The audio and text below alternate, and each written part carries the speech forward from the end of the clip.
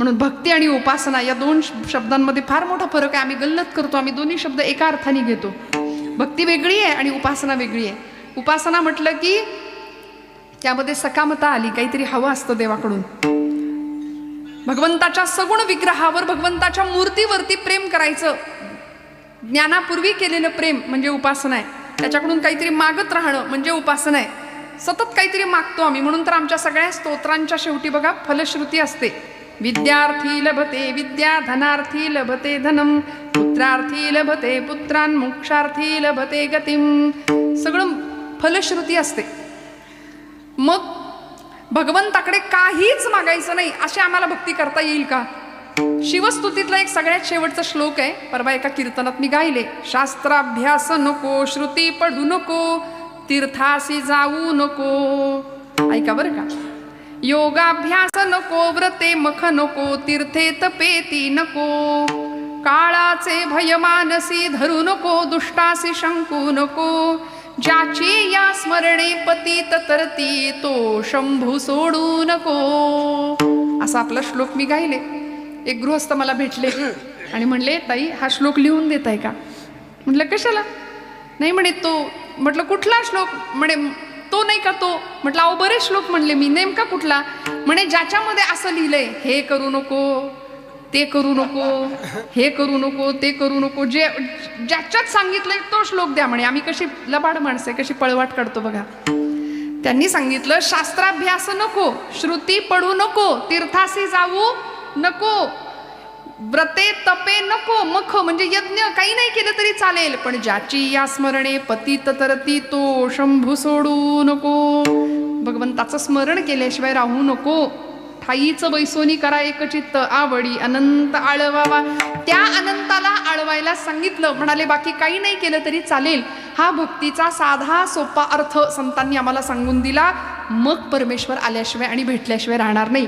भगवंत आमच्याकडे येतो. फक्त म्हणाले आम्ही जी भक्ती करतो त्यामध्ये आम्हाला भक्तीतनं जी फलश्रुती मिळायला पाहिजे ती मिळत नाही. कारण आमची भक्ती थोडीशी काहीतरी गडबड होतीये जरा भक्तीमध्ये. तीर्थयात्रा करतो, जपजाप्य करतो, दान धर्म करतो, नामस्मरण करतो, संत संग करतो, आम्ही सगळं करतो, पण समाधान नाहीये. बघा बरं, सगळे एकमेकांच्या चेहऱ्याकडे बघा कसे आहेत. बघितलं का कसे आहेत चेहरे आपले? खरं सांगा. प्रचंड ताण आहे, टेन्शन आहे. हसा ना जरा, मस्त राहा, फ्रेश राहा. इथला आनंद कुठेच नाही बरं का. लिहून देते, हा आनंद कुठेच नाही, प्रपंचात नाही, भौतिक जगात नाही. या धर्ममंडपाखालचा इथला जो आनंद आहे नामाचा, भक्तीचा, कीर्तनाचा, तो दुसरीकडे कुठेच नाहीये. त्यामुळे आपण जर आपल्या एकमेकांकडे पाहिलं, आपण स्वतःकडे पाहत नाही, आपण जगाकडे फार पाहतो. स्वतःकडे पाहतो का आपण? आरशात पाहता का? बरं कोण असं आहे की आरशात बघून आलंच नाही आज? तरुण मंडळी इकडे, आमच्या मुली भगिनी आरशात बघितलंच नाही आज, असं कोणी आहे का? नाही ना. आरशात किती वेळा बघतो आपण दिवसातनं? का? आपण आपल्यावर प्रेम करतो. पण म्हणाले, आता मी परवा एक वाक्य वाचलं, म्हणले अलीकडे लोक आरसा नाही वापरत, मोबाईलचा फिल्टर कॅमेरा वापरतात. का? कारण म्हणले आरसा खरं बोलतो. विठलं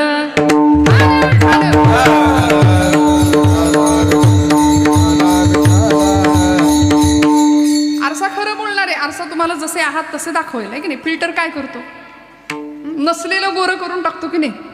मग उम्र भर गालिब यही भूल करता रहा, धूल चेहरे पर थी और आईना साफ करता रहा. अशी आमची गंमत आहे. आयुष्यभर आम्ही आरशेच पुसत बसलो, पण कधीतरी स्वतःच्या चेहऱ्यावर धूळ आहे, स्वतःच्या मनावर धूळ आहे. बघितलं कधी? आत डोकावून पाहिलं कधी? आणि खरं सांगू, माझ्या ज्ञानोबांनी, माझ्या तुकोबांनी आत बघायला शिकवलंय. आत कसं बघायचं? आतमध्ये बघूया. तो भगवंत आम्हाला आत दिसणारे. या हृदयामध्ये मी रामू, असता सर्व सुखांचा आरामू, परिभ्रांतासी कामू विषयावरी. सोपं सांगितलं. ईश्वर सर्व भूतानां हृद्देशी अर्जुन तिष्ठती, भ्रामयन् सर्व भूतानि यंत्रारूढानि मायया. सगळीकडे शोधत असलेला तो भगवंत तो हृदयातच आहे. आणि त्याला थोडंसं आत बघूया.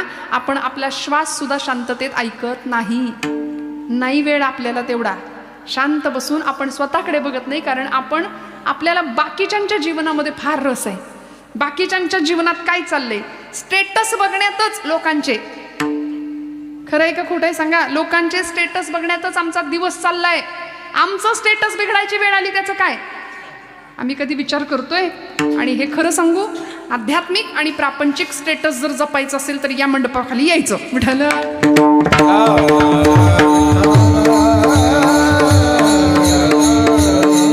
आणि नुसतं नाही यायचं, आपल्या लेकरा बाळांना घेऊन यायचं. आईसाहेबांनी केवढा मोठा घाट घातलाय, किती सुंदर मोठं वैभव.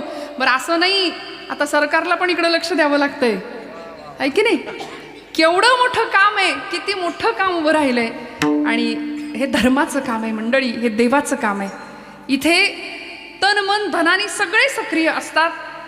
आज आमच्या महिला वर्गाला किंबहुना जनाबाईंच्या म्हणजे आज संबंध त्या परंपरेला आनंद आणि अभिमान वाटावा असं आईसाहेबांचं काम आहे, मला असं प्रामाणिकपणे वाटतं.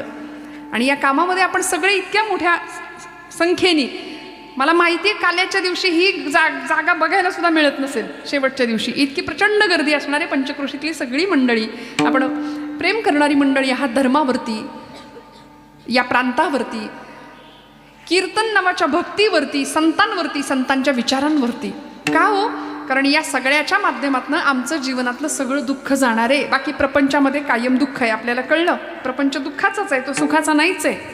सुख सुख सुख असं काही नसतं. सुख नावाची कुठली वस्तू नाही. प्राप्त परिस्थितीमध्ये समाधानी राहता आलं की आम्ही सुखी झालो. हा सुखाचा सगळ्यात मोठा राजमार्ग आहे, सुखाचं सगळ्यात मोठं उत्तर आहे. मग आता परमेश्वराला जर पाहायचंय, परमेश्वराला जर ओळखायचंय, त्याला आपल्या घरात बोलवायचंय, त्याला आपल्या हृदयाच्या गाभाऱ्यात बसवायचंय, तर त्याच्याविषयी आपल्या मनामध्ये काय पाहिजे? धारणा पाहिजे. म्हणाले धारणा. अष्टांग योग सांगितले पूर्वसुरींनी आमच्या. यम, नियम, आसन, प्राणायाम, प्रत्याहार, धारणा, ध्यान आणि समाधी, या अष्टांग योगापैकी पहिले 5 योग. आता कोणी नाही, कलियुगामध्ये खरं तर धारणेपासून सुरुवात झाली. भगवंत आहे आणि त्याच्यावर माझा पूर्ण विश्वास आहे, ही मनाने केलेली धारणा. त्यानंतर त्या भगवंताचं ध्यान मनामध्ये करणं, चित्ताच्या ठिकाणी भगवंताला ठेवणं, आणि मग त्यानंतर लागते ती समाधी. जी समाधी ज्ञानोबांनी अनुभवली, जी समाधी तुकोबांनी अनुभवली. विटेवरचा भगवंत हृदयात प्रकट झाला. गोड तुझे रूप, गोड तुझे नाम, देई मज प्रेम सर्व काळ. त्यामुळं भक्तीतलं ज्ञानही मिळालं आणि ज्ञानानंतरची भक्तीही प्राप्त झाली. ज्ञान आणि भक्ती दोन्ही हातात हात घालून चालल्या. म्हणून एकटं ज्ञानही काही कामाचं नाही आणि नुसती भक्तीही काही कामाची नाही. म्हणून भक्तियुक्त ज्ञान आणि ज्ञानयुक्त भक्ती अशी संतांना प्राप्त झाली.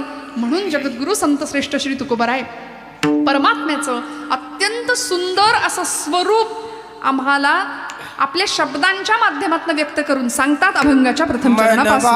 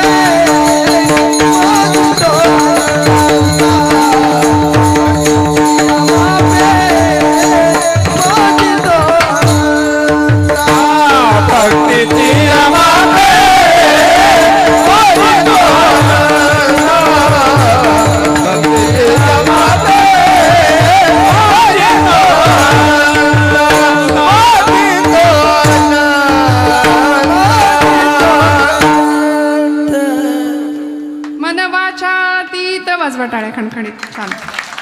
तुझे हे स्वरूप म्हणून या माप भक्ती केले, भक्तीची या मापे मोजितो अनंता, इतराने तत्वता न मोजवे विठ्ठल विठ्ठल.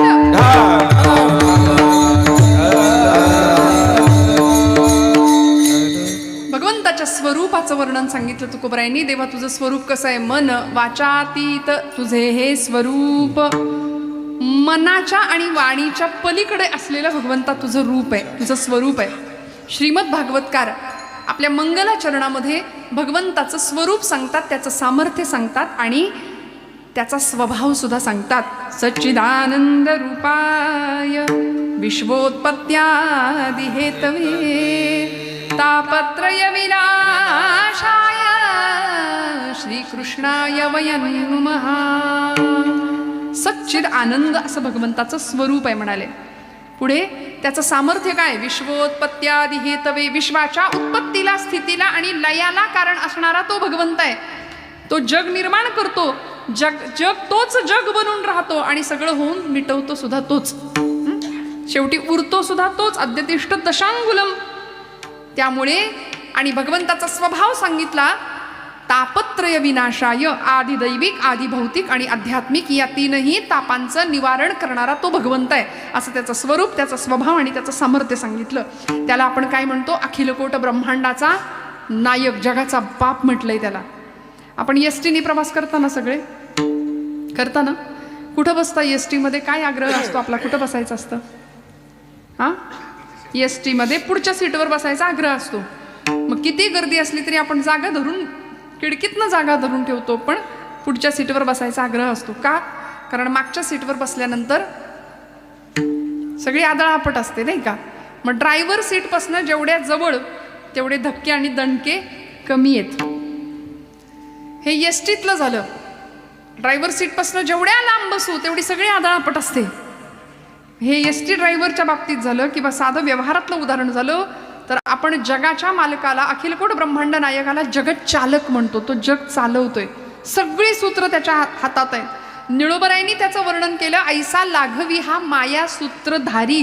तो सूत्रधार आहे, तो माया सूत्रधार आहे. त्याच्या हातामध्ये सगळी सूत्र आहेत ना. तर मग जीवनाच्या प्रवासामध्ये त्या सूत्रधारापासून, त्या जगत चालकापासून आपण जेवढे जवळ तेवढे धक्के आणि दणके कमी, आणि त्याच्यापासून जेवढे जास्त लांब तेवढी सगळी आदळापट आहे प्रपंचात. लक्षात ठेवा. मग नाही म्हणायचं देवा काय र वाट्याला दिलंस आमच्या म्हणून, अशी नाही तक्रार करायची भगवंताकडे. बघा, आम्ही त्याच्या जवळ जात नाही हा आमचा प्रश्न आहे. आम्हाला त्याच्या जवळ गेलं पाहिजे, संतांच्या जवळ गेलं पाहिजे, त्याचं स्वरूप जाणून घेण्याचा प्रयत्न केला पाहिजे.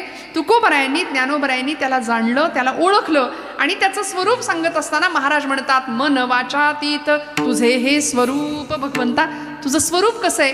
मनाने ते वर्णन करता येत नाही. मनाच्या ठिकाणी मन थकून जातं, कारण मन कशाचं चिंतन करतो? कीर्तनी बैसता निद्रे नागविले, मन माझे गुंतले विषय सुख.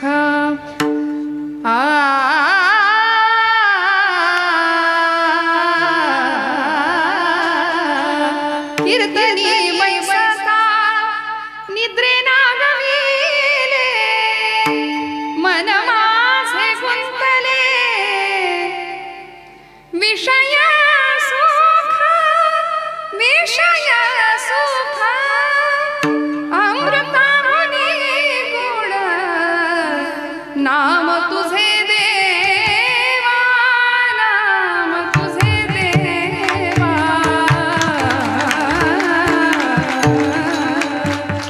कीर्तनात बसल्यानंतर नामदेव महाराजांचं स्पष्ट म्हणणं आहे मन माझे गुंतले विषय सुख. खरं सांगा, आता इथे कीर्तनात सगळे आहात का तुम्ही? इकडं हो म्हणा मोठ्याने. बांधव वर्ग, पुरुष वर्ग, आमची लेकरं सगळी लहान सगळे तुम्ही कीर्तनात आहे ना. देहाने बसलाय, मन आहे का कीर्तनात? या मनाला उपमा दिली. मन माकडासारखं सगळीकडे उड्या मारत असतं. मनाला उपमा दिली अर्जुनानी, तर भगवान गोपालकृष्णांना असं म्हणालं. अर्जुनाने सांगितलं देवा चंचलम ही मनः कृष्ण प्रमाथी बलवत दृढम तस्याहम निग्रहम मन्ये वायोरिव सुदुष्करम. अत्यंत चंचल आहे मन म्हणजे बहुत चंचल चपल जाता येता नलगे वेळा जाता येता नलगे वेळा जाता येता नलगे वेळा बहुत चंचल चपल जाता येता नलगे वेळा जाता येता नलगे वेळा जाता येता नलगे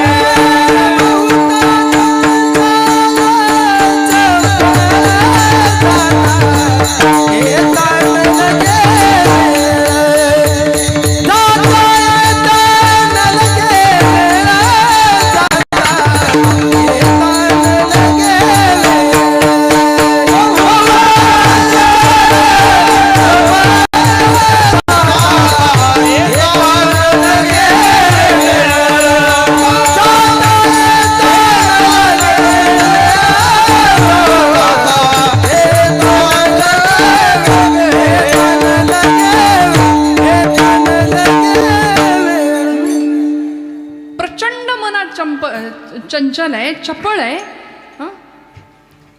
अनुदिन अनुतापे तापलो रामराया परमदिन दयाळा निरसी मोहमाया अचपळ मन माझे नावरे नावरिता तुझ विणशिण होतो धावरे धावाता. म्हणून मनाचे श्लोक लिहावे लागले 205. मन करारे प्रसन्न सर्व सिद्धीचे कारण तुकोबरायांना सांगावं लागलं. मनालाच उपदेश करावे लागले. का? कारण मन ऐकत नाही. ऐकत ते नको त्याचं चिंतन करतं. मन ऐकत नाही. घरातलं पोरग बाळ्या उठ जरा बाजारातनं अमुक अमुक घेऊन ये असं म्हणून जर आईनं सांगितलं तर तो मुलगा म्हणतो मी नाही जाणार. हातात मोबाईल असतो. ऐकायची तयारी नसते त्याची. पण तेच जर आई म्हणली चांगला टीव्हीला पिक्चर लागलाय बघ बरं, लगेच ऐकेल की नाही. मनाचं असंच आहे. कर म्हटलं की करणार नाही आणि नको करू म्हटलं की ते मन बरोबर तिथं धावणार आहे. त्यामुळे ते मन अत्यंत चंचल आहे. मन विषयांचं चिंतन करतं आणि मनो हि द्विविधम प्रोक्तम शुद्धमचा शुद्धमेवच अशुद्धम काम संकल्प शुद्धम काम विवर्जितम. अशुद्ध आणि शुद्ध मन असे 2 प्रकार आहेत. अनेक प्रकारच्या कामनेचा संकल्प करणारं अशुद्ध मन आणि कामना विरहित असलेलं शुद्ध मन जे विषय विरहित आहे ते भगवंताला प्रिय आहे. आणि तिथंच भगवंत असतो. इंद्रियाणाम मनश्चास्मी विभूती सांगितली भगवंतांनी आपली की अशा मनाच्या ठिकाणी मी आहे भगवंत म्हणतात. पण जे मन विषयांनी बरबटलेलं आहे ते मन भगवंताचं वर्णन करायला गेलं तर तिथं ते थकतं, ते माघारी येतं. आणि वाणीच्या बाबतीत बोलायला गेलं तर तुकोबराय म्हणतात मन वाचातीत तुझे हे स्वरूप. वाणी सुद्धा देवा थकते तुझं वर्णन करायला गेल्यावर. देवाचं वर्णन किती केलं हो संतांनी. सगुणाचं वर्णन केलं. तुकोबरायांना विचारलं पांडुरंग कसा आहे हो. तुकोबरायांनी सांगितलं सुंदर ते ध्यान उभे विटेवरी करकटेवरी ठेवून या तुळशीहार गळा कासे पितांबर आवडे निरंतर हेच ध्यान. वर्णन केलं राजस सुकुमार मदनाचा पुतळा राजस सुकुमार मदनाचा पुतळा रवी शशिकळा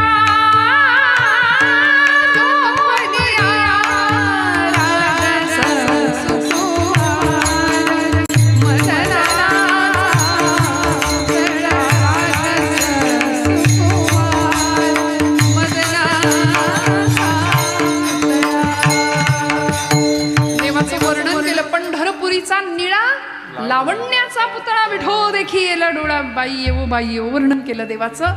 वाचेनी वर्णन केलं पण कशाचं. देवाच्या सगुण रूपाचं वर्णन केलंय. देव विटेवर कसा आहे. कृष्ण स्वरूपामध्ये हातात बासरी कशी घेतली आहे. मोरपीस कसा आहे.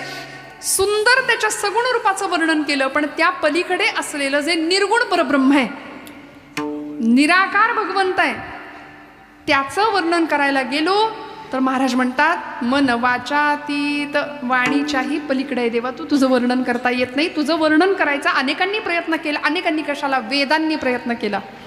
पण वेदाची अवस्था काय झाली. वेद मौनावला. वेद बोलू शकले नाहीत. श्रुतींना विचारलं देव कसा आहे. माऊलींना सुद्धा प्रश्न पडला देवा तू कसा आहे. श्रुती नेती नेती म्हणती गोविंदुरे तुझ सगुण म्हणू की निर्गुण निर्गुण रे. सगुण निर्गुण एकु गोविंदु रे. सगुण निर्गुण एकु गोविंदु रे. गोविंदु रे एकु गोविंदु रे. तुझ सगुण म्हणू की निर्गुण रे. अनुमानेना अनुमानेना श्रुतीने तिने ती म्हणती गोविंदु रे. गोविंदु रे एकु गोविंदु रे. श्रुती सुद्धा न इति म्हणायला लागल्या. देव कसा आहे? असा नाही, असा नाही, असा नाही. वेद थकले, शास्त्र पुराण थकली देवाचं वर्णन करता करता करता. तैतरीय उपनिषदामध्ये उपनिषदकार म्हणाले यतो वाचो निवर्तन्ते अप्राप्य मनसा सह. म्हणाली वाणी माघारी परतली थकून. मनाच्या बाबतीतही तेच झालं. मन सुद्धा थकून गेलं, बुद्धी थकली देवाचं वर्णन करता करता. पण देव कसा आहे तो आम्हाला नाही कळाला. मग देवाला मोजायचं कसं? देवाला ओळखायचं कसं? असा प्रश्न संतांना पडला. तुकोबराय म्हणतात देवा तू दुसऱ्या कुठल्याही परिमाणाने किंवा कुठल्याही साधनाने मोजता येत नाही तुला, म्हणून आम्ही एक युक्ती केली. म्हणून या माप भक्ती केली. म्हणून या माप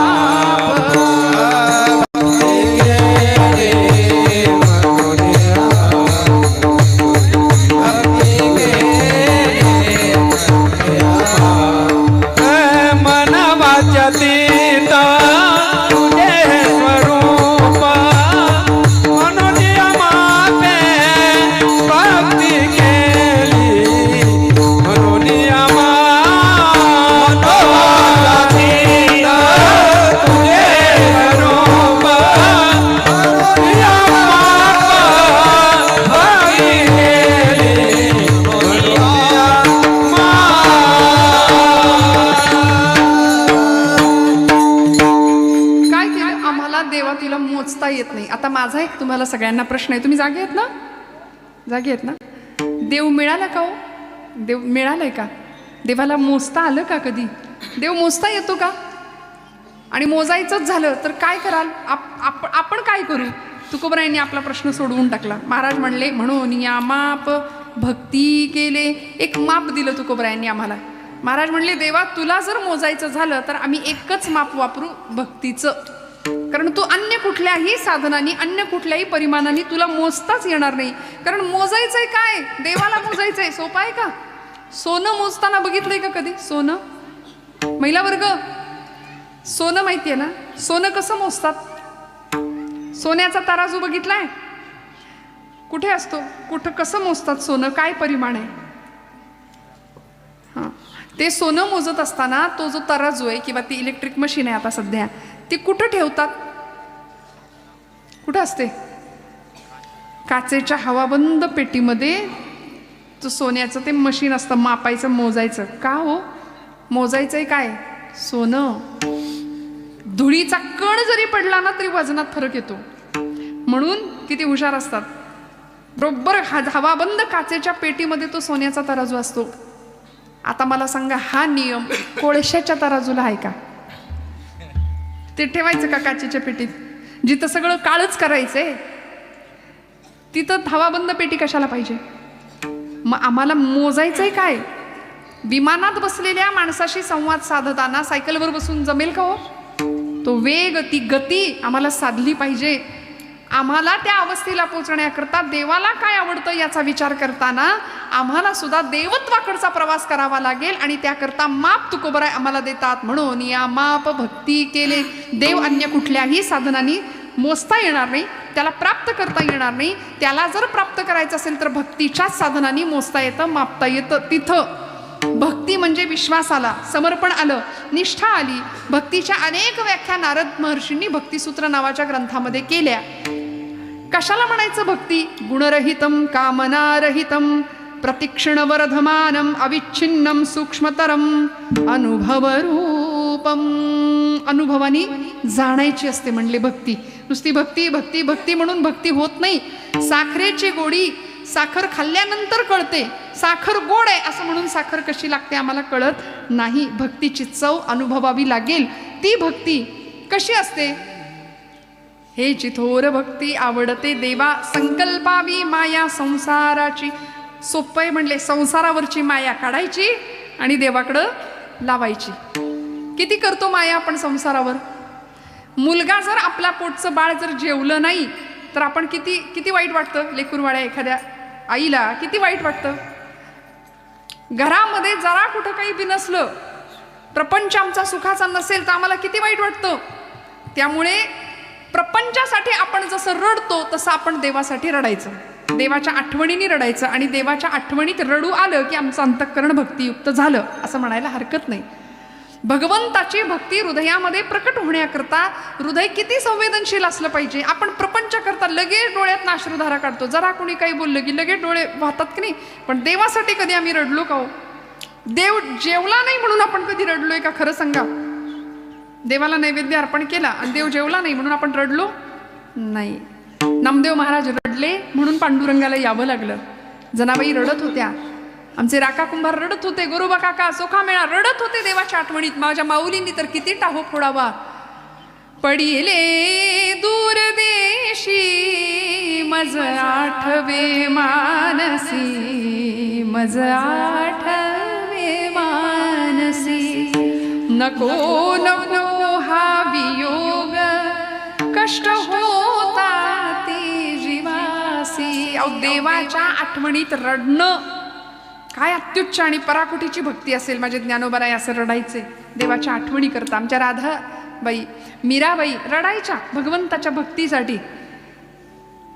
विष जरी प्यायचा प्रसंग आला ना तरी भगवंतावरची निष्ठा आणि विश्वास इतका प्रगल्भ होता, इतका प्रगाढ होता की वाटेल ते झालं तरी आमची भक्ती नाही आम्ही सोडणार. देह जावो अथवा राहो पांडुरंगी दृढ भावो. या न्यायाने करण्यात आलेली ती भक्ती होती. देवाला ओळखायचं होतं, त्या भक्तीच्या माध्यमातून देवाला मोजायचं होतं, माप होतं भक्तीचं. मन वाचातीत स्वरूप हे तुझे म्हणून या माप भक्ती केले. देवाचं स्वरूप खरं तर निर्गुण निराकार आहे. एकटा होता परब्रह्म, त्याला कर्मेना म्हणून तो अनेक झाला आणि ब्रह्मानी आपल्या मायेचा आधार घेतला. निळोबारायांनी फार सुंदर गवळण लिहिली. एकले न कंठेची म्हणून या येणे, एकले न कंठेची म्हणून या येणे, एकले न कंठेची म्हणून या येणे, एकले न कंठेची म्हणून या येणे. केली निर्माणे ओ चौदाही भुवने, केली निर्माणे ओ चौदाही भुवने, केली निर्माण चौदाही भुवने, केली निर्माण चौदाही भुवने. गगन मेघ सूर्य चंद्र तारांगणे, गगन चंद्र सूर्य मेघ तारांगणे. महाभूते भौतिके भिन्ने भिन्ने वो, पंचही महाभूते भौतिके भिन्ने भिन्ने वो. ऐसा लागली माया सुखदारी, ऐसा लागली माया सुखदारी.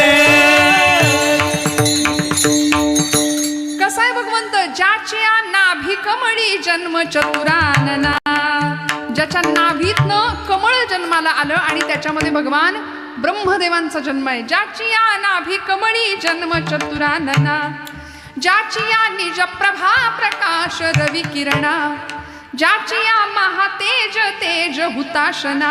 येण्याची पढवुनी वेद केला शहाणावो. वेदाला सुद्धा ज्यांनी शहाणं बनवलं असा भगवंत. ऐसा लाघवी माया सूत्रधारी. मग असा भगवंत आहे, अगम्य आहे, अतर्क्य आहे, अव्यय आहे आणि असा अविनाशी असलेला परमात्मा. त्याचं स्वरूप सांगण्याकरता तुकोबराय म्हणतात मनाचा उपयोग नाही तिथं, वाणीचा उपयोग नाही तिथं, तिथं एकच माप कामी पडतं. म्हणून या माप भक्ती केले.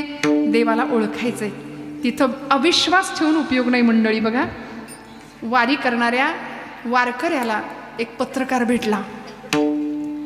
प्रचंड गर्दी, वारीचा पर्वकाळ आणि एक 75-80 वर्षाचे गृहस्थ होते, म्हातारे बाबा होते. वारी चालली आहे आणि वारीमध्ये चालत होते. पाठीवर एक त्यांचा नातू बसला होता. नातवाला पाठीवर घेऊन चालतायत आणि एक पत्रकार किंवा आता अलीकडे सोशल मीडियाचा काळ आहे, प्रत्येकाच्या हातामध्ये मोबाईल आहे. रील काढतात, लगेच शूटिंग करायचं, लगेच अपलोड करायचं, लगेच व्ह्यूज मिळवायचे, लगेच सगळं. आणि त्यांनी त्या बाबांचा इंटरव्ह्यू घेतला, मुलाखत घेतली आणि सांगितलं, बाबा किती वर्ष वारी करताय? त्या म्हातार बाबांनी उत्तर दिलं, लेकरा तसं काही आठवत नाही बाबा किती वर्ष, पण म्हणले मी हा जसा माझा नातू माझ्या खांद्यावर बसलाय की नाही, तसा मी माझ्या आज्याच्या खांद्यावर बसून यायचो, तेव्हापासून वारी करतोय. जागेत ना सगळे? तेव्हापासून मी वारी करतोय. एवढं ऐकलं आणि त्या पत्रकारांनी किंवा त्या कार्यकर्त्यांनी पुढचा प्रश्न विचारला. फार प्रश्न असतात आमच्या तरुण पिढीला, फार तरकट स्वभावाची माणसं आम्ही झालो. का? कारण संवेदना शून्य जीवन आहे. प्रत्येक प्रश्नाचं का म्हणून उत्तर विचारायचं असतं आम्हाला. घरातली एखादी आजी सांगतीये ना कपाळाला टिकली लाव, तर गप लावायची. का म्हणून कशाला विचारता? बरं, त्याच्या मागचं कारण शोधायचंच असेल ना, तर विज्ञान आहे, जिज्ञासू वृत्तीच्या लोकांनी वैज्ञानिक कारणं शोधायची. त्याच्यामागे डॉक्टरी शास्त्र आहे, त्याच्यामागे शास्त्र आहे, सगळी कारणं मिळतील आपल्याला. शोधायची वृत्ती असली म्हणजे झालं. दक्षिणेकडं पाय करून झोपायचं नाही. नातवाला जर कुणीतरी सांगत असेल तर कशाला झोपायचं? का म्हणून कशाला प्रश्न विचारायचा? आम्हाला फार लागतं बघा, फार लागतं. आणि तरकट स्वभाव अजिबात आवडत नाही. महाराज म्हणले, नको नको देवा तार्किकांचा संग, तरकट माणसाच्या संगतीत मला ठेवू नको. फार ज्ञान असणं सुद्धा कधी कधी धोक्याचं ठरतं. ज्ञानी माणसाला अहंतेचा स्पर्श होतो, त्यामुळे फार ज्ञानी माणसं सुद्धा धोक्याची असू शकतात. मग परिणाम काय? त्या म्हाताऱ्या, त्या गृहस्थांना त्या पत्रकारांनी प्रश्न विचारला, बाबा सांगा ना, इतके वर्ष वारी करताय, देव भेटला का? देव भेटला? पांडुरंग दिसला का कधी? त्या बाबांनी उत्तर दिलं, नाही लेकरा, नाही भेटला अजून पांडुरंग. नाही, एवढे वर्ष वारी करता तरी पांडुरंग नाही भेटला? नाही भेटला म्हणाले. मग तरी वारी करताय? हो, तरी वारी करतो. कशासाठी करता? आता गप घरात बसायचं, आता उठलेलं बसवत नाही, बसलेलं उठवत नाही, अशी अवस्था, तरी वारीला एवढे चालत आलात, अजून करणार का? हो, जिवंत आहे तोपर्यंत वारी करणार म्हणले. बरं, ते बाबा म्हणले, लेकरा मला भरपूर प्रश्न तू विचारलेस, आता मी एक तुला प्रश्न विचारतो, विचारू का? म्हणले विचारा. त्यांनी असं सांगितलं, तुमच्याकडं तुम्ही कुत्रा पाळता का रे गड्यांनो? कुत्रा पाळता? तो म्हणाला, हो, आमचा कुत्रा आमच्या फ्लॅटमध्ये, आमच्या घरात सुद्धा असतो, बेडरूम मध्ये सुद्धा येतो. आमच्या घरात आमच्या आईबापाला जागा नसते, पण आमच्या कुत्र्याला जागा घरात असते. आम्ही शहरी माणसं आहे. म्हणले, तुमच्या शहराकडच्या लोकांसारखं आमचं नसतं बघा. ते बाबा म्हणले, आमचा कुत्रा, आम्ही पण कुत्रा पाळतो, पण आमचा कुत्रा घरात येत नाही, तो घराच्या मागच्या अंगणात, पुढच्या अंगणामध्ये असतो, घरात नाही येत. पण आमचं रक्षण करतो, राखण करतो, स्वामिनिष्ठ असतो. सुगीचा दिवस आले, धान्य आलं की त्या धान्याचं रक्षण करतो. आणि आमच्या वस्तीवर जर मध्यरात्री एखादा चोर आला तर आमचा कुत्रा भुंकतो म्हणले. त्याचं भुंकणं ऐकून पलीकडच्या वस्तीतला कुत्रा भुंकायला लागतो. त्याचं भुंकणं ऐकून त्याच्या पलीकडच्या वस्तीतला कुत्रा भुंकतो. त्याचं भुंकणं ऐकून अजून 2, 4, 5, 10, 15 कुत्री एकाच वेळी रात्रीची भुंकायला सुरुवात करतात. चोराला कोणी बघितलंय सांग? चोराला कोणी बघितलं होतं? सगळ्यांनी बघितलं नाही. पहिल्या कुत्र्यांनी चोराला पाहिलंय. तुम्ही जागे आहेत? नाही कळलं अजून? पहिल्या कुत्र्यांनी चोराला पाहिलं तरी 15-20 कुत्री एकत्र भुंकतात. का? कारण विश्वास आहे. अरे गड्या, प्राण्यांच्या बाबतीमध्ये जर हे जमतं तर आम्ही नाही पांडुरंगाला पाहिलं, आम्हाला नाही देव दिसला, पण माझ्या ज्ञानोबरायांना दिसलाय, माझ्या तुकोबरायांना देव दिसलाय. मग या वाटेवरून जर ते चालत गेले आणि त्यांना पांडुरंग दिसला तर आम्हाला का नाही दिसणार? कसा दिसला हो माझ्या ज्ञानोबरायांना? योगिया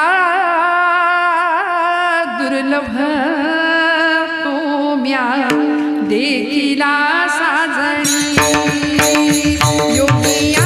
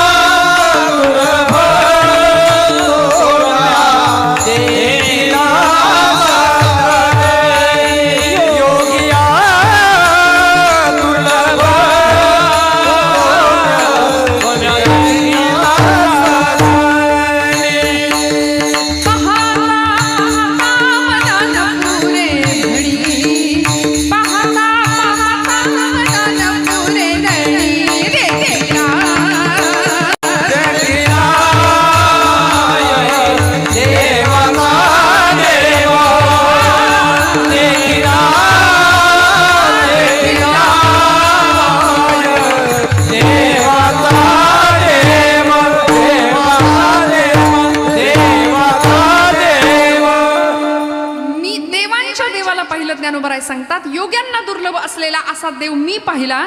परिणाम काय झाला? फिटला संदेह निमाले दुजे पण. द्वैत संपलं, दुजाभाव संपला आणि अद्वैताचा अलौकिक साक्षात्कार अनुभवला. मीच देव आहे ही अनुभूती आली. फिटला संदेह निमाले दुजे पण. फिटला संदेह निमाले दुजे पण. देखिला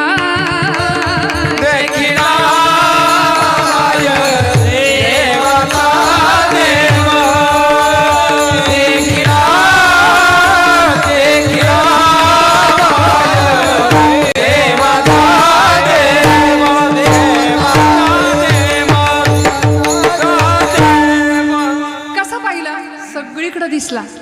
कुठे कुठे दिसला? अनंत रूपे अनंत वेशे.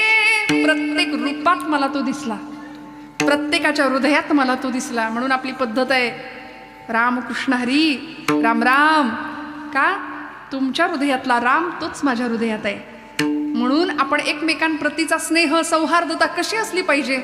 प्रेम सर्वांगाचे ठाई वाचे विठ्ठल रखुमाई. बोलू ऐसे बोले जेणे बोले विठ्ठल डोले.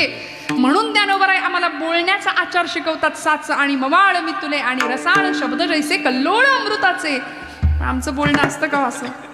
नुसत्या शब्दांच्या जखमा करून टाकतो प्रत्येकाला आम्ही. इतके शब्दाची जखम नाही भरून निघत, शस्त्राची जखम भरून निघते. पण शब्दांनी एखाद्याचं हृदय दुखवण्याचा आपल्याला काय अधिकार आहे सांगा?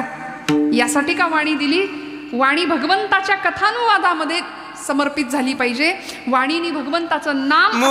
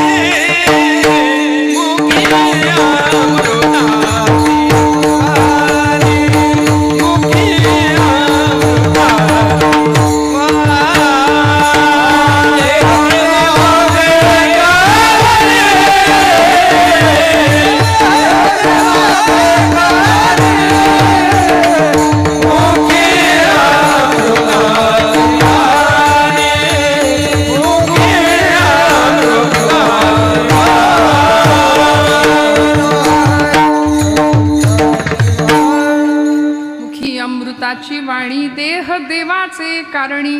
सांगून दिलं मुखाने काय काम करायचंय. अखंड भगवंताचं नाम, हरिनाम प्रक्षाळी जिव्हे ते असं म्हणलं. आम्ही दिवसभर लोकांची निंदा करतो ना, एक नाम घेतलं तर ते निंदेचं पाप धुवून काढण्याचं काम भगवंताच्या नामामध्ये आहे. त्यामुळे असं नाम वाचेनी घ्यावं. मनाच्या ठिकाणी भगवंताचं अधिष्ठान असावं. भगवंताचं स्वरूप मनालाही वाचेलाही कळत नाही. म्हणून एकमेव माप घ्यावं भक्तीचं आणि भक्तीच्या मापाने देवाला मोजावं असं तुकोबरायांचं म्हणणं आहे. म्हणून या माप भक्ती केले. मग या भक्तीच्या बळावर परिणाम काय झाला? हो, देव कीर्तनात उभा राहिला, देव नाचायला लागला कीर्तनात. देवाला आवडणारी भक्ती केली ना. भगवंताला काय आवडतं याचा विचार केला. आम्ही करत नाही, आम्ही आमच्या आवडीकरता सगळं करतो. सगळा परमार्थ आपल्या आवडी करताय. उपास तापास जपजाप्य व्रत वैकल्य नवरात्र उत्सव गणपती उत्सव सगळं बघा तुम्ही, सगळं आपले. देव कुठे असतो याच्यात कधी कधी प्रश्न पडतो मला. देव सोडून सगळं असतं. देव आमच्या घरात यायला मग मागत नाही का? कारण आम्ही देवाकडे जायला सहसा मागत नाही. येताय का कीर्तनाला? नको म्हणले, आज मूडच नाही. बसलेलं उठवत नाही, उठलेलं बसवत नाही.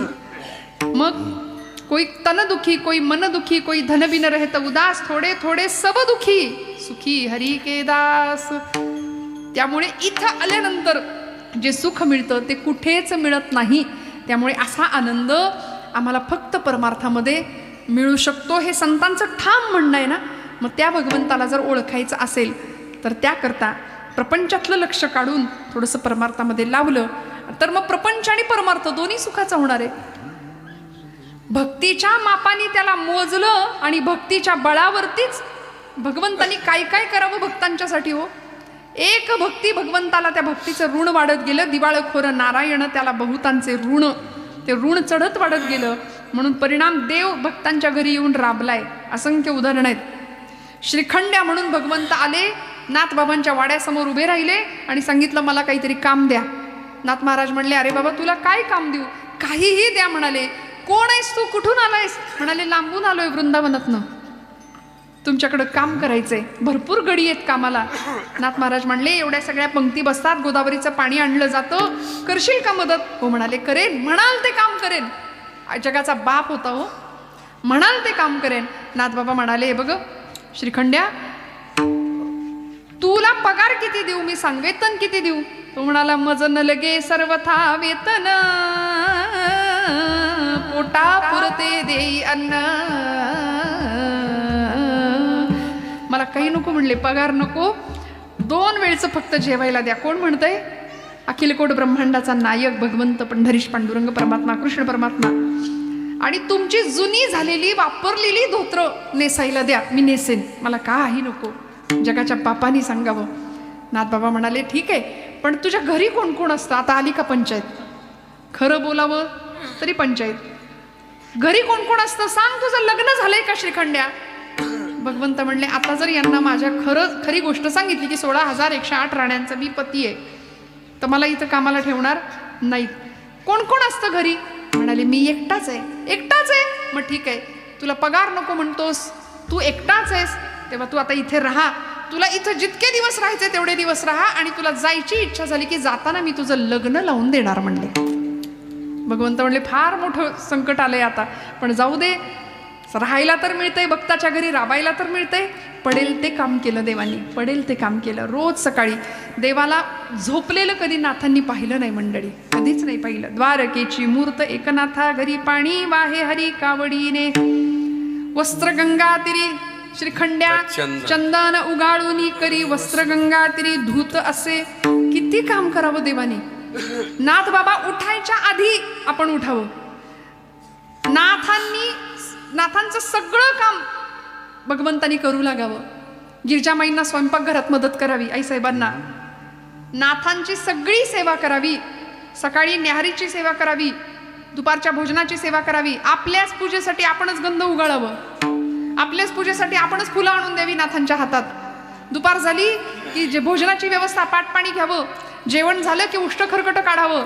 नाथबाबा झोपले की त्यांच्या पायाशी बसावं, पाय चेपत. संध्याकाळची वेळ झाली पोथी वाचनाची की मागे बसावं. संध्याकाळी कीर्तनाला नाथ महाराज उभे राहिले की नाथा घरी नाचे माझा सखा पांडुरंग. किती आनंद.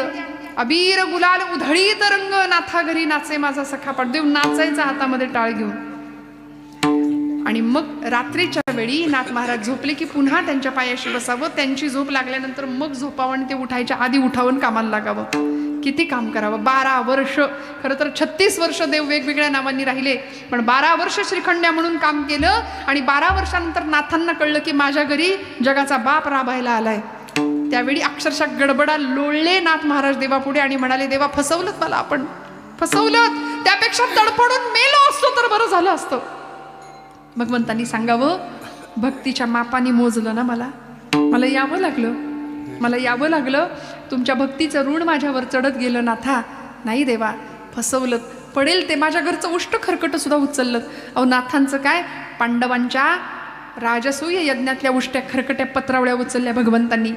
रुक्मिणी आईसाहेबांनी साधूंचे पाय धुतले. किती केलं देवानी, किती केलं. दामानींसाठी महार झाले, कबीरांचे शेले विणले, असंख्य कामं केली भक्तांची. आणि त्याला कारण एक, या सगळ्या भक्तांनी देवाला मापलं, मोजलं आणि त्याकरता माप वापरलं होतं भक्ती. तुकोबर आहे अभंगाच्या 2ऱ्या चरणात. भक्तीची मापी मोजितो अनंता, भक्तीची मापी मोजितो अनंता, भक्तीची मापी मोजितो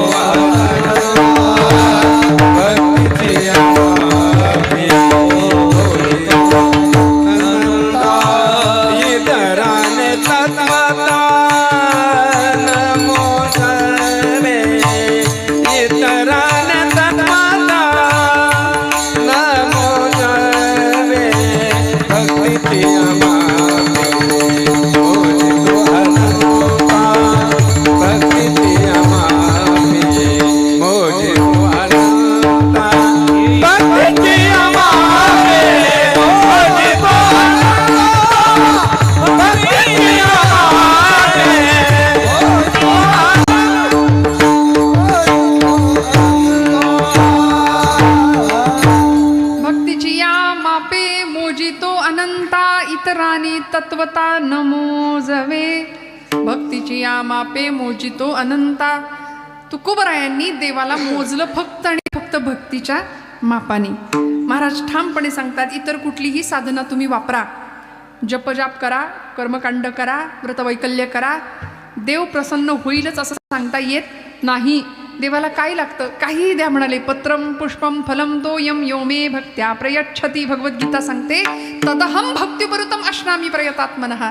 तुम्ही जेही काही द्याल तरी भगवंत म्हणतात मी आवडीने सेवन करतो, त्यामध्ये मी तक्रार नाही करत. तक्रारी तुमच्या आमच्या फार असतात बघा, तक्रारी देवाच्या नसतात हो, तक्रारी तुमच्या आमच्या असतात. आम्ही आत बघायला तयार नसतो, आम्ही बाहेर बघतो म्हणून आम्हाला देव सापडत नाही. देव आतमध्ये बघावं लागेल, अंतरात बघावं लागेल. एक गृहस्थ मोठा प्रवास करत होता रेल्वेचा, बरं का, मोठा प्रवास आहे, 2-3 दिवसाचा लांबच्या पल्ल्याचा प्रवास. रेल्वेमध्ये बसलाय, धनाढ्य कॅश होती हातामध्ये, खिशामध्ये ठेवलेली, भरपूर पैसे जवळ घेतले होते. आणि एका बोगीमध्ये रेल्वेच्या एका बर्थवर तो बसलेला. भरपूर गर्दी आहे ट्रेनमध्ये, आणि कुणी आलं गिऱ्हाईक काही विक्री करता, तर ते विकत घेण्याकरता ते पैसे खिशातनं काढायचा, मोजायचा, काही सामान हवं असेल ते घ्यायचा, परत ते पैसे खिशात ठेवून द्यायचा. हे दिवसभर बघितलं. त्याच्या समोरच्या बर्थवर एक चोर बसला होता. त्या चोराने पाहिलं. चोराने म्हटलं या माणसाकडे भरपूर पैसे आहेत, आज हे पैसे आपण मिळवायचे. अंधार पडला, रात्र झाली, सगळी माणसं झोपून गेली. तो श्रीमंत माणूस आपले पैसे खिशात ठेवले आणि तो झोपला. तो झोपल्याबरोबर चोराने त्याचे खिसे तपासायला सुरुवात केली. कुठं काय मिळतंय? खिशात पैसेच नाहीत. चोराला प्रश्न पडला, अरे माझ्या डोळ्यासमोर, माझ्या समोर यांनी खिशात पैसे ठेवले होते आणि मला काही पैसे मिळाले नाहीत. पैसे कुठं ठेवले असतील? भरपूर शोधाशोध केली, पैसे काही मिळेनात. शेवटी थकला, थकून झोपी गेला. दुसऱ्या दिवशी सकाळी परत यांनी खिशातनं पैसे काढले, मोजले. चोर म्हणाला, अरे मी याच खिशात काल तपासले होते, मला पैसे मिळाले नाहीत आणि आता यांनी खिशातनं पैसे काढले. चोराला प्रश्न पडला. तो सबंध दिवस गेला. परत त्यांनी खिशात पैसे ठेवले, झोपी गेला. परत उजाडलं आणि चोरांनी त्या रात्री सुद्धा भरपूर शोधलं, पैसे काही केल्या मिळायला तयार नाहीत. शेवटी चोरांनी आपली ओळख द्यायची असं सांगितलं. म्हणाले, बाबा मी चोर आहे, तुमच्या समोरच्या सीटवर मी बसतोय, मी रोज बघतोय, काल परवा 2 दिवस आपला प्रवास चालू आहे, मी बघतोय तुमच्या खिशात तुम्ही पैसे ठेवता, तुमच्याकडे भरपूर पैसे आहेत. पण मी ज्यावेळी पैशाला हात लावायला गेलो, पैसे चोरायच्या उद्देशाने, त्यावेळी तुमच्या खिशात मला पैसे सापडले नाहीत. मला पैसे देऊ नका म्हणले, पण कुठं ठेवता एवढं तरी सांगाल का? कुठं ठेवले होते एवढं सांगाल का? त्या माणसाने सांगावं, बाबा रे तू सगळीकडे शोधत होतास, पण तुझ्या उशाखाली शोधायचं विसरत होतास, नाही का? मग आमचं असंच आहे, आम्ही सगळीकडे बघतोय, सगळीकडे देवाला शोधतोय, पण आमच्या अंतरंगात बघायचं राहतंय. देव आम्हाला सापडणार असा नाहीये. कसा सापडेल? देव मूर्तीत नामावे, तीर्थक्षेत्रात नाठावे, देव आपणात आहे, शिर झुकवोनी या पाहे, तुझ्या माझ्या जड देही, देव भरोनी या राहे, देव देवाऱ्यात नाही, देव नाही देवाला, देव देवाऱ्यात नाही, देव नाही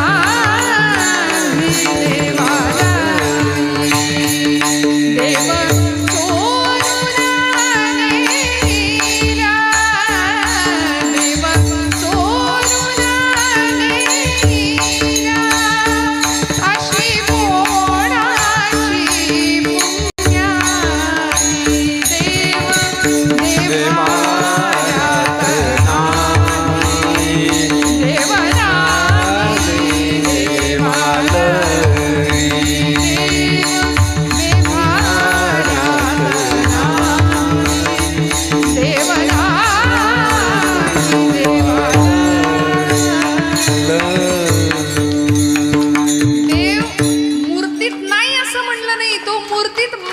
देव मूर्तीतही आहे आणि तो घटपटात सगळीकडे भरलेला आहे. विठ्ठल 40 स्थळी भरला, रीता ठाव नाही उरला. मग प्रत्येकाच्यात विठ्ठल आहे असं समजून जर आम्ही भगवंताची भक्ती केली तर ती देवाला आवडणार आहे. आज आम्ही माणूस माणसापासून इतका दुरावतोय. आधुनिक विज्ञानाचं युग आहे, तंत्रज्ञानाचं युग आहे, AI चा जमाना आहे सध्या, सगळं जग जवळ आलंय, पण माणूस मात्र माणसापासून लांब गेलाय. प्रचंड सुधारणाचं युग आहे, सगळे वेगाने धावतायत, पण आमची मनं इतकी कमकुवत झाली, एकमेकांपासून दूर गेली. आणि आपण सरळ म्हणतो कुणाचं कुणा वाचून आडत नाही. अरे आडत नाही असं नाही. आयुष्यामध्ये यश मिळालं तर पाठीवर कौतुकाची थाप मारायला आपली माणसं लागतात. आयुष्यात सुखदुःखात सहभागी व्हायला आपली माणसं लागतात. माणसांशिवाय काही होत नाही, म्हणून माणसं जपणं फार गरजेचं आहे. हेच खरं जीवनाचं तत्वज्ञान आहे. अध्यात्म यापेक्षा वेगळं काही नाही आहे. त्यामुळे असा विचार करता करता जर जीवन प्रवास सुरू झाला ना तर भक्तियुक्त अंतःकरण परमेश्वराला सुद्धा आम्ही आवडू आणि भगवंताची कृपादृष्टी आमच्यावर झाल्याशिवाय राहणार नाही. तुकोबराय म्हणले, भक्तीची या मापे मोजितो अनंता, इतराने तत्वता न मोजवे. योगयाग विधी योगयाग तपे देहाची योगयाग तपे देहाची योगयाग तपे देहाची योगयाग तपे देहाची ज्ञानियाच्या लागे न सापडसी. योग याग विधी देहाची या योगे ज्ञानाची या लागे न सापडसी. तुकोबरायांनी सांगितलं इतर कुठल्याही अन्य साधनाचा काही उपयोग नाहीये. कितीही साधनं वापरा, योग याग अधिक कर्म करा, हे फक्त देहापुरती मर्यादित राहतात. उलट यांनी अहंकार वाढू शकतो. ज्ञानाचा सुद्धा अहंकार असतो बरं का. पांडुरंग शास्त्री आठवले नावाचे स्वाध्याय परिवाराचे प्रणेते होऊन गेले. दादा म्हणायचे लोक त्यांना, आणि त्यांना एकाने विचारलं होतं, म्हणले दादा ज्ञानी माणूस कुणाला म्हणायचं? ज्ञानी. दादा हसले आणि उत्तर दिलं, म्हणाले ज्याचा चेहरा एरंडेल प्यायल्यासारखा असतो की नाही, तो म्हणले ज्ञानी ओळखायचा. तो हसत नाही, बोलत नाही, फार कुणाच्यात कुणी मिसळत नाही. बघा आम्हाला असं वाटतं काही आमचं जगाशी घेणं देणंच नाही, पण माऊलींना विचारा ना, ज्ञानोबरायांचं अंतःकरण किती सुंदर. माऊली म्हणतात, हे विश्वची माझे घर, ऐसी मती जयाची स्थिर, किंबहुना चराचर आपणची झाला, वासुदेवम सर्वमिती. हे भक्तीचं उत्तर आहे. ज्ञान वेदांना विचारलं तर वेद भगवंत कसा आहे सांगत नाहीत, वेद मौन करतात. श्रुतींना विचारलं, श्रुती न इति म्हणतात, पण भक्ती उत्तर देते, वासुदेवम सर्वमिती. हे तो समस्त हि श्री वासुदेव, ऐसा प्रतीती रसाचा ओतला भावो, आणि भक्ता माझी रावो ज्ञानी या तोची. खरा ज्ञानी भक्त असाच असतो ज्याला भगवंताला सगळीकडे बघता येतं. सगळीकडे सरकार धोरण राबवतो, पाणी अडवा, पाणी जिरवा, आम्ही पाण्याचं सोडा, आम्ही ह्याची अडवा, त्याची जिरवा, एवढं मात्र आयुष्यात उत्तम करतो. खरं सांगा, करतो की नाही? 25 वर्षापूर्वी अमक्या माणसाने मला दुखवलंय, असं बोलला होता. 25 वर्ष तुला बघून घेतो म्हणून ते दुखणं आम्ही 25 वर्ष सांभाळतो. वितभर जमिनीच्या बांधाच्या तुकड्यासाठी सक्का भाऊ भावाचा खून करतोय. ही परिस्थिती आहे. आम्ही कुठं निघालो? आमचं वर्तन मनुष्यत्वाकडून देवत्वाकडं होण्याऐवजी आम्ही रसा तळाला खाली आमचं घसरणं चालू आहे. मग याकरता संत विचार फार महत्वाचा आहे. भगवंताला भक्तीच्या माध्यमातून जर आम्ही आपलंसं केलं तर भगवंत आम्हाला प्राप्त होऊ शकतो. मग ती भक्ती कुठली हो? देवाला आवडेल असं सगळं काम करायचं. देवाला काय आवडतं? परित्राणाय साधूनाम, तो त्याच्याकरता आलाय. विनाशाय च दुष्कृताम धर्मसंस्थापनार्थाय संभवामी युगे युगे. धर्माचं रक्षण करणं, साधूंचं रक्षण करणं, दुष्टांचा नाश करणं हे देवाच्या आवडीची कामं आहेत. आणि ती जर आम्ही केली तर ती देवाची भक्ती आहे, ती देवभक्ती आहे, ती देशभक्ती आहे, ती धर्मभक्ती आहे. इथे अविश्वास कामाचा नाही, इथे मनामध्ये संदेह कामाचा नाही. संदेह आला की संपला विषय. संशयात्मा विनश्यती असं भगवान गोपालकृष्ण भगवद्गीतेत सांगतात. संशयी माणूस स्वतःही सुखी होत नाही आणि जगालाही सुख लागू देत नाही. संशय फार धोक्याचा. मग म्हणाले आम्ही नको तिथे संशय करतो. आज परिस्थिती इतकी विलक्षण आहे, धर्म आमचा धोक्यात आहे असं का म्हणावं लागतं? परत घोषणा गुमायला लागल्या, सगळं हिरवं करून टाकू, सगळं हिरवं करून टाकू. आम्ही हिरवं नंतर करा. भगवा हटावचे नारे घुमवणाऱ्यांना घुमतात आणि भगवा हटाव असे नारे घुमतायत, आज बोलतायत मंडळी. मला असं वाटतं तो भगवा नंतर हटवा, पण आधी जर खरंच आपल्यात हिंमत असेल, आपल्यात ताकद असेल तर आमच्या पूर्व क्षितिजावर रोज एक भगवा उगवतो. तो भगवा हटवून दाखवा, मग भगवा हटावचे नारे घुमवा. आज आमच्या आदिगुरु जगद्गुरु शंकराचार्यांनी पंचायतन पूजेमध्ये एक देवता दिली. 5 देवता आमच्या प्रत्येकाच्या देवाऱ्यात असायला पाहिजेत अशा गणपती बाप्पा, शिव, शक्ती, विष्णू आणि 5वी देवता आहे भगवान आदिनारायण, त्यांची आज आपण उपासना केली सकाळी सगळ्यांनी, बरोबर ना? तेजो निधी लोह गोल भास्कर हे गगनराज दिव्य तुझ्या तेजाने झगमगले भुवन आज हे दिनमणि व्योमराज भास्कर हे गगनराज तेजो निधी लोह गोल तेजो निधी लोह गोल दिव्य तुझ्या तेजाने सगळं भुवन सगळं आसमंत उजळून निघतो. कशामुळे? सूर्यनारायण पूर्व क्षितिजावर अवतीर्ण होतो, त्याची पूजा आम्ही करतो. आणि देव नाही असं म्हणणाऱ्यांना ठामपणे सांगा की देव नाही काय लावलंय? अरे रोज पूर्व क्षितिजावर बघ, प्रत्यक्ष दर्शन देणारी आदिदेवता आहे ती सूर्यनारायण. यापेक्षा अजून वेगळा चमत्कार काय पाहिजे? यापेक्षा अजून चमत्कार काय पाहिजे? देव रोज उगव. फक्त आता आम्ही सगळे सूर्यवंशी, आम्हाला देव कधी दिसायचा तो पूर्व क्षितिजावरचा? सकाळी उठावं लागतं तेवढ्या करता. तरुण मंडळींना सांगावं लागेल रोज सकाळी लवकर उठून सूर्यनारायणाचं दर्शन घ्या, मग तुम्हाला देव नेमका काय असतो आणि तो काय तेज देतो हे कळेल. त्यामुळे या सूर्यनारायणाची भक्ती आमचा संशय आम्हाला संपवणार आहे बरं का. त्यामुळे नको तिथे संशय नाही घ्यायचा. धर्मभक्ती, देवभक्ती, देशभक्ती तुमच्या माझ्या रोमारोमात असावी. या भूमीला छत्रपती शिवाजी महाराजांच्या रूपाने एक नररत्न प्राप्त झालं. त्यांना घडवणारी महाराष्ट्राची राजमाता आऊसाहेब जिजाऊ. निष्ठा काय असते, भक्ती काय असते, समर्पण काय असतं? तुका म्हणे प्राण करा देवासी अर्पण, असं ज्यावेळी म्हटलं जातं त्यावेळी छत्रपती शिवाजी महाराज आमचे देव आहेत, आमचा राजा आहे, आमचा स्वराज्याचा तो देवत आहे, हे जेव्हा मनामध्ये ठसतं ना पक्क, त्यावेळी कान्होजी जेध्यांसारखी 65 वर्षाची माणसं सुद्धा तळहातावर प्राण घेऊन अशी समोर उभी टाकतात. अफजल खानाच्या मोहिमेवर राजे चालले होते. 28 वर्षाचं वय माझ्या छत्रपतींचं. अफजल खान क्रूर कर्मा पठाण लाखोंची सेना घेऊन, मोठा वरवंटा घेऊन आपल्या प्रतापगडाच्या किंवा महाराष्ट्राच्या दिशेने येत होता. मूर्तिभंजक मूर्ती फोडत येत होता. आणि येता येता जिजाऊ माऊलींचं दर्शन छत्रपतींनी घेतलं आणि मोहिमेला निघाले. प्रतापगडाच्या पायथ्याशी भेट होणार होती. जिजाऊ मातोश्री काय आई असते बघा, पत्र लिहिलं समोर आणि सांगितलं राजा याच्यावर सही शिक्का करून मग पुढे जा. राजांनी बघितलं कुठलं पत्र होतं, तर ते मृत्यूपत्र होतं राजांचं. अशी आई होती म्हणून राजे घडले. आताच्या आईचं काही बोलायला नको नाही का. मुलगा म्हणतो आई खेळायला जाऊ का, नको पडशील. मग आई पोहायला शिकू का, नको बुडशील. मग आई काय करू, टीव्ही बघ, हा घे मोबाईल बघ, नाही का. आम्हाला फार कौतुक असतं. आम्हाला जे मिळालं नाही ते आमच्या लेकरांना मिळावं असं आम्हाला वारंवार वाटतं. पण या पलीकडे जाऊन थोडासा देव देश धर्माचा विचार, रक्त बघितलं की चक्कर येते आमच्या पोरांना. असं नाही, सीमेवर लढायला पाठवणाऱ्या आईबापाचं काळीज वाघाचं असावं लागतं आपल्या लेकराला सीमेवर लढायला पाठवताना. कारण शत्रूची गोळी कधी छातीचा मर्मभेद करून जाईल याची कल्पना नसते. काय परिणाम होत असतील मला सांगा ना. किती ताकद द्यावी लागते आईनी. काय काम असतं. येथ वडील जे जे करीती तया नाम धर्म ठेवीती असं ज्ञानोबा का म्हणत असतील याचा विचार आम्हाला करावा लागेल.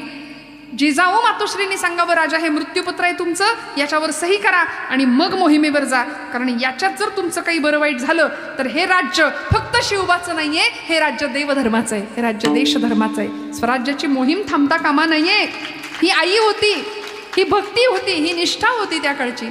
छत्रपतींना भेटायला कान्होजी काका जेधे 65 वर्षाचे गृहस्थ आले होते. त्यांनी हातात एक पत्र दिलं आणि राजांना म्हणाले राजा हे बघ अफजल खानाचं पत्र आलंय मला. राजांनी पत्र बघितलं. त्या पत्रात लिहिलं होतं कान्होजी जेधे, शिवाजी महाराजांचे एकनिष्ठ सरदार आहात आपण, पण आता शिवाजी महाराजांच्या सैन्याचं काही खरं दिसत नाही. आमच्या या मोहिमेमध्ये त्यांना नेस्तनाबूत व्हावं लागणार आहे, तेव्हा आपण आम्हाला येऊन मिळा असं पत्र होतं. लेकाचा दम देतोय, फितुरी करायला सांगतोय म्हणले का, आणि न मिळाल किंवा न याल तर पुढच्या परिणामांना तयार राहा असं ते पत्र होतं. कान्होजी काका म्हणले बघितलंस का राजा, अफजल यात दम देतोय. राजा म्हणाले काका तुमचं वतन जाईल, तुमची जहागीर जाईल. तो बोलावतोय तर तुम्ही जा, आमचं काही म्हणणं नाही. 28 वर्षाचे राजे होते, वडीलकीचं नातं होतं कान्होजी काकांचं. राजांनी सांगावं, हे बघा असंही आमचं जहाज आता बुडणारच आहे, एवढा मोठा वरवंटा सैन्याचा घेऊन अफजल खान येतोय, काय होईल सांगता येत नाही, आणि बुडणाऱ्या जहाजात आपणहून आपलं बोचकं कोण आणून टाकतं. काका तुम्हाला बोलवताय, तुम्ही जा, तुम्हाला जहागीर मिळेल, तुम्हाला वतन मिळेल. आपले खंडोजी काका खोपडे सुद्धा गेले अफजल खानाकडे. अरे एक खंड्या गेला म्हणून काही सगळे गेले वय? राजा मी नसतो जात, 6000 पोरं घेऊन आलोय तुझ्या दिमतीला, तू म्हणशील तिथं मोहिमेवर उभा राहतो. म्हणाले फक्त सांग कुठं उभा राहू. राजे सांगतात, काका काका खरंच गेला तरी चालेल, तुमची जहागीर जाईल, तुमची वतन जाईल. कान्होजी काका ऐका, 65 वर्षाची निष्ठा आणि भक्ती, देवभक्ती, स्वराज्य भक्ती, धर्मभक्ती काय असते. कान्होजी काका म्हणले, राजा पटकन देवघराजवळ गेले, पळी पंचपात्र घेतलं, पंचपात्रातलं पाणी हातावर ओतलं, हातावर तुळशीपत्र ठेवलं आणि तुळशीपत्रासह हातावरचं पाणी राजांच्या पायावर वाहिलं आणि सांगितलं, राजा वतन आणि जहागिरी वाहिली या पायावर इथं, आता काय व्हायचं ते होऊ दे, आम्ही परवा नाही करत. देह जावो अथवा राहो पांडुरंगी दृढ भावो, कारण आम्ही आमच्या राजाला देव मानतो आणि त्याचीच भक्ती करतो. विठ्ठल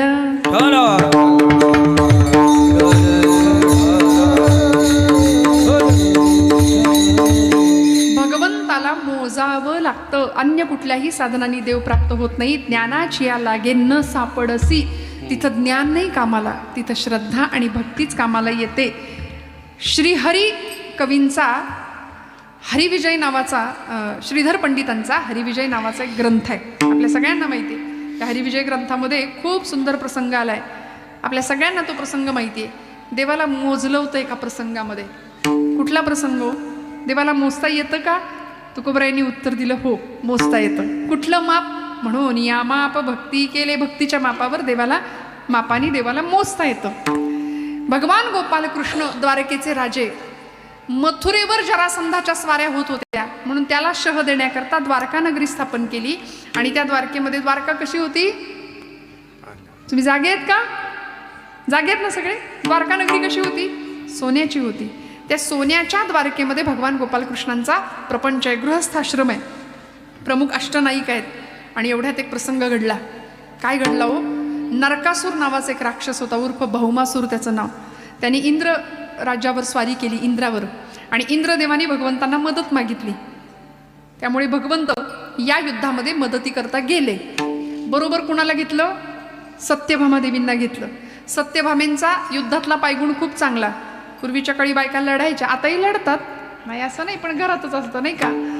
सीमेवर जाऊन म्हणजे हातामध्ये धनुष्य, शस्त्र शिक्षण, म्हणून आताच्या लेकी बाळींना मी नेहमी सांगते, स्वसंरक्षणाचे धडे आम्हाला दिले पाहिजेत, शस्त्राचं शिक्षण घेता आलं पाहिजे.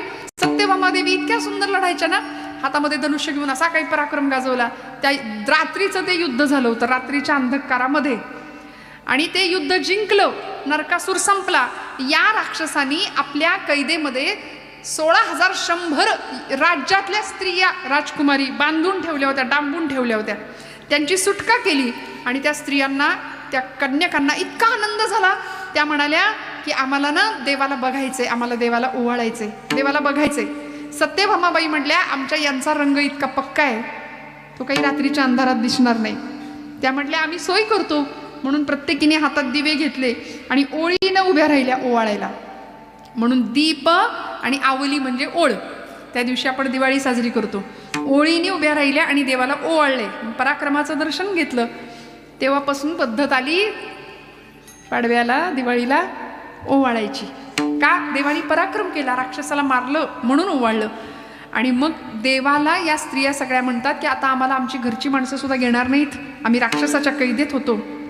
देव म्हणाला, कुणी नाही ना, त्याला मी आहे, काळजी करू नका. माना मानव वा परमेश्वर, मी स्वामी पतितांचा. तुम्ही मला भोगी म्हणा, तुम्ही मला योगी म्हणा, मी कर्मयोगी आहे म्हणाले. निंदेचा विचार नाही केला. 16,100 स्त्रियांना एका वेळी वरलं देवानी, पती झाले त्यांचे, आणि 16,108 स्त्रियांचा हा पती. द्वारकेमध्ये छान प्रपंच देवाचा चालू आहे. हे युद्ध संपलं आणि इंद्रानी सत्यभामेला स्वर्गातला एक वृक्ष प्राजक्त तो दिला. सत्यभामा देवी तो वृक्ष घेऊन म्हणजे आल्या, देव आले आणि सत्यभामेंच्या कौतुकासाठी देवींच्या त्यांच्या महालाच्या समोरच प्राजक्ताचं झाड ते लावण्यात आलं. प्राजक्त सत्यभामेच्या महालासमोर लावलेला पाहिला, पण परिणाम असा झाला की वाऱ्याबरोबर प्राजक्त इतका बहरायचा, इतकी सुंदर फुलं साडा पडायचा फुलांचा, पण वाऱ्याबरोबर ती सगळी फुलं शेजारच्या महालाच्या अंगणात पडायला लागली. आणि सत्यभामेला या गोष्टीचा राग. बरं तो महाल रुक्मिणीचा, तिच्या अंगणामध्ये सगळी प्राजक्ताची फुलं पडतायत. बरं रुक्मिणी आईसाहेब भोळ्या, आईसाहेबांची भक्ती इतकी विलक्षण की त्यांनी तीच फुलं उचलावी, त्याचा सुंदर हार करावा आणि देवाच्या गळ्यात घालावा. तो हार घातलेला सत्यभामेनी बघितला की तिचं डोकं फिरायचं. आणि देवाला हा रोजचा घरचा आहेरच झाला. आता देवाला टेन्शन आलं, चिंता वाटायला लागली, करू काय, याच्यातनं सुटू कसा म्हणले. आता बघा हो, देवाला सुद्धा चुकलं नाही हो, तुमचं काय घेऊन बसलं, आहे की नाही, खरं आहे की नाही. आमचा आवाज जास्त असतो घरात, पण आमचाच आवाज असतो, असतो की नाही, खरं म्हणा, हो म्हणा, जागे आहेत ना तुम्ही. बघा देवाला सुद्धा हे चुकलेलं नाहीये. शेवटी भगवंत असे संध्याकाळच्या वेळी चिंता करत बसलेत. आता देवावर संकट आलंय, आपल्यावर संकट आलं की आपण देवाला आठवतो, देवावर संकट आलं की देवानी कुणाला आठवायचं. अशा वेळी देव संतांना आठवतात. आणि देवर्षी नारदांना आठवलं. देवर्षी नारद म्हणजे आमच्या या गादीचे मालक, ते आले स्वर्गातनं, स्वर्गात आले म्हणतात. देवर्षी नारदांना पाहिलं, मिठी मारायला गेले भगवान गोपालकृष्ण. या या या नारदा, स्वागत केलं, आपल्या अर्ध्या आसनावर बसायला दिलं, म्हणाले बसा इथं. नारद म्हणले आज जरा जास्तीचं स्वागत चाललंय माझं, सावध राहिलं पाहिजे, फार गोड बोलणाऱ्या माणसापासून सावध राहावं नाही का. काय देवा, काय झालंय, काय तुमचा चेहरा काय एवढा पडलाय. भगवंत म्हणाले नारदा काय सांगू, घरच्या कटकटींनी व्यापलोय म्हणले. आता एका महालातनं यावं तर दुसऱ्या महालातनं रागाचे सुस्कारे भरलेले आवाज येतात, तिकडं जावं तर यांचं काहीतरी ऐकून घ्यावं लागतंय. आता करू तरी काय. नारद म्हणाले देवा प्रश्न काय आहे. मग सगळं सांगितलं. नरकासुराचा वध झाला, तो प्राजक्त मिळाला, सत्यभामेच्या दारात लावला, ते अंगणातली फुलं सगळी वाऱ्याने तिकडं जाऊन पडली, तरी मी हार आठवणीनं काढून ठेवायचो, पण एखाद दिवशी राहिलाच तर माझं काही खरं नाही नारद, आम्हाला यातनं सोडवा तुम्ही. नारद म्हणले देवा तुमच्यासारख्या प्रापंचिकाच्या सगळ्या अडचणी माझ्यासारख्या ब्रह्मचार्याला तुम्ही विचारता, केवढी मोठी गंमत करता हो. पण भक्तीचे आचार्य होते नारद, काळजी करू नका म्हणले. सत्यभामेच्या महालात मी आत्ता जातो, तिथली परिस्थिती काय आहे बघतो आणि काहीच वेळात तुम्हाला निरोप देतो. माझा निरोप आला की लगेच निघून यायचं, थोडंसं नाटक करायला लागेल. देव म्हणले नाटक मी लहानपणापासून तेच करतोय म्हणले, मला काय अवघड नाही, तुम्ही सांगा फक्त काय करायचंय. सत्यभामेच्या महालात देवर्षी गेले आणि पाहिलं, अशा कमरेवर हात ठेवून सत्यभामा देवी उभ्या होत्या. समोर तो प्राजक्त, त्याला खाऊ की गिळू असं बघत होत्या. कुणाला तरी सांगितलं आणा रे तिकडं ती कुऱ्हाड, या मेलेल्या माझ्या समोरून नष्ट करा म्हणाल्या. पाणी माझं, खत माझं, मशागत माझी आणि फुलं तिला. बर म्हणाले आता याला तोडून टाकताना नारद आले, म्हणाले सत्यभामा देवी अहो काय अरे वेड्यांनो, असं झाड तोडून काही होईल का, मनासारखं होईल का. सरकार झाडं लावण्याच्या मोहिमेला अनुदान देते आणि तुम्ही खुशाल उभी झाडं तोडून टाकताय. सत्यभामा देवी म्हणले अहो काय करू नारदा, काय म्हणणं आहे तुझं सांग. तिची भक्ती चुकीची नव्हती, फक्त त्या भक्तीला एक मत्सराचा आणि असूयेचा तंतू होता. काय झालं होतं, सत्यभामेने आपलं दुःख सांगितलं. फुले का पडती शेजारी, फुले का पडती शेजारी, बहरला पारिजात दारी, फुले का पडती शेजारी. बघा ना, रुक्मिणी आई साहेबांच्या महालामध्ये सगळी फुलं पडतायत, माझ्या दारात बहरलाय, हे सगळं तिचं दुःख, तुझं म्हणणं काय देवर्षी म्हणाले.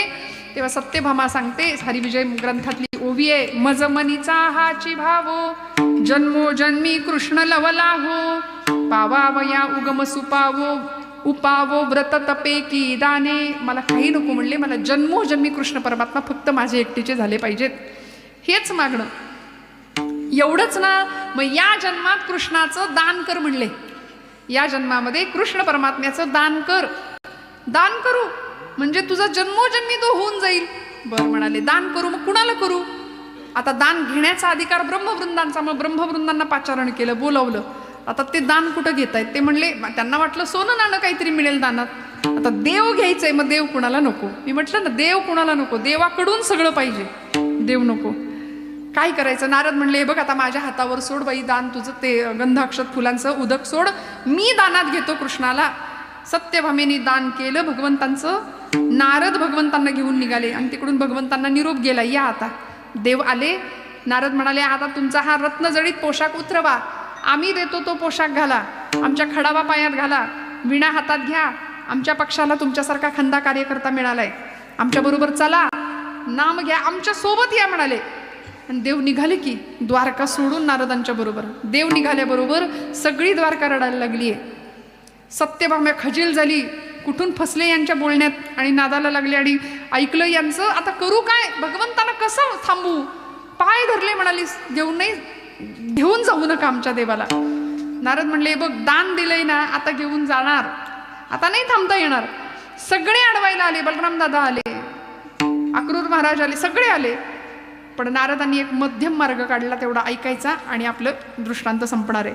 काय मध्यम मार्ग काढला? म्हणाले, तुमची द्वारका नगरी सोन्याची आहे, भगवान गोपाल कृष्ण तुम्हाला हवेत ना, तर मग त्यांच्या भारोभार सोनं तुम्ही मला द्या, म्हणजे सत्यभामेचा संकल्प पूर्ण होईल.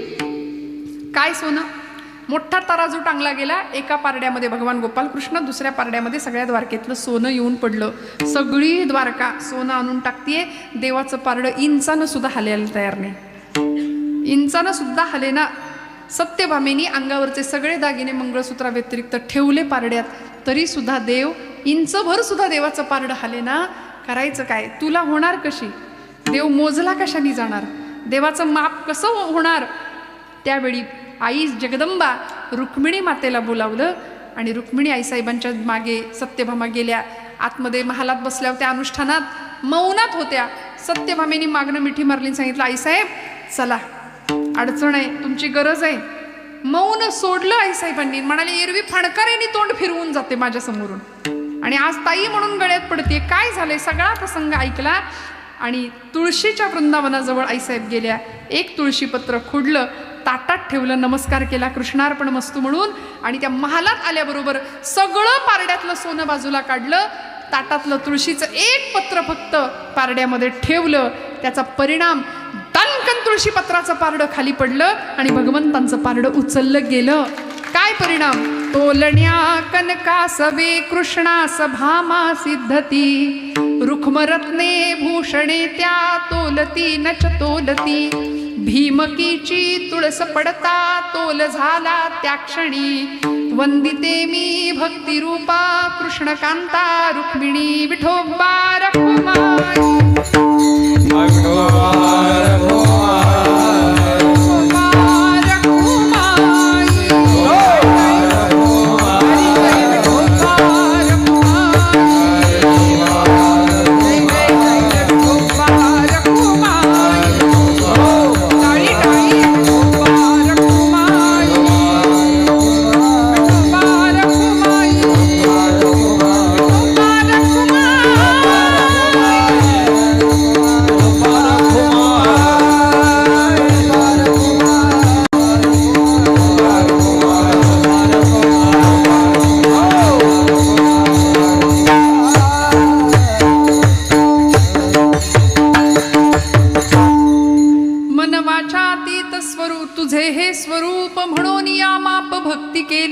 भक्तीची या मापे मोजितो अनंता, इतराने तत्वता न मोजवे.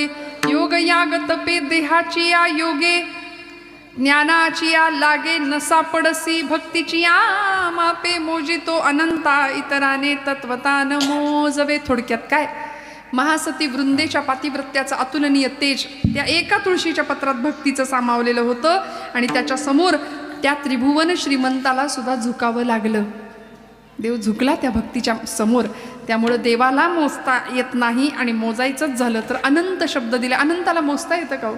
ज्याला अंत नाही, ज्याला सीमा नाही, त्याला कसं मोजायचं? त्याला मोजण्याचं एकच साधन आहे भक्ती. अनेक आमच्या भक्तांनी संतांनी केली, ती तुमच्या माझ्या हृदयात यावी. मुखाला नामाचा स्पर्श असावा, देह भगवंतासाठीच खर्च व्हावा. याकरता हाताने टाळी, मुखाने नाम, गोड भजन करायचं. विठ्ठल विठ्ठल विठ्ठल विठ्ठल. बोला टाळी.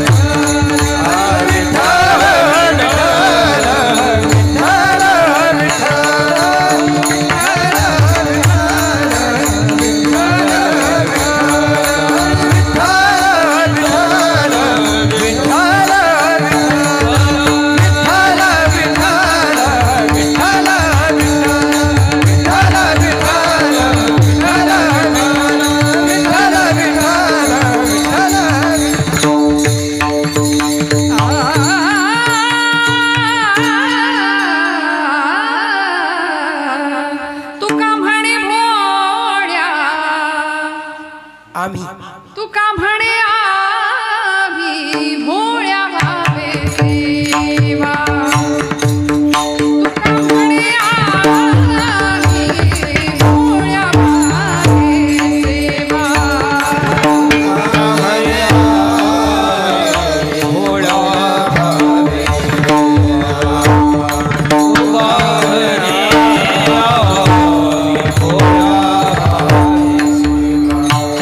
घ्यावी जी केशवा करीतो ऐसी घ्यावी जी केशवा करीतो ऐसी भक्तीची या माते मोजितो अनंता भक्तीची या माते मोजितो अनंता केशवा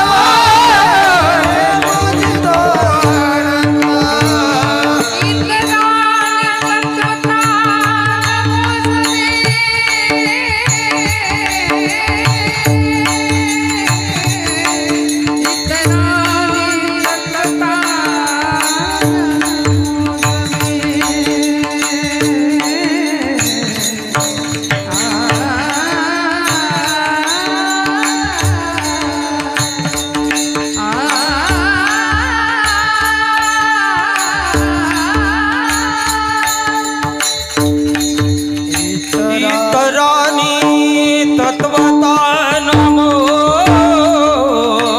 जवे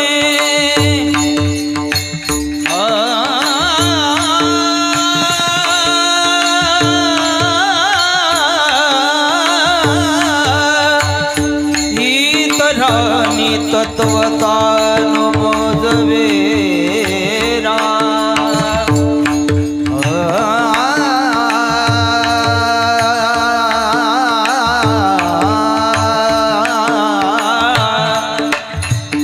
इतरानी तत्वता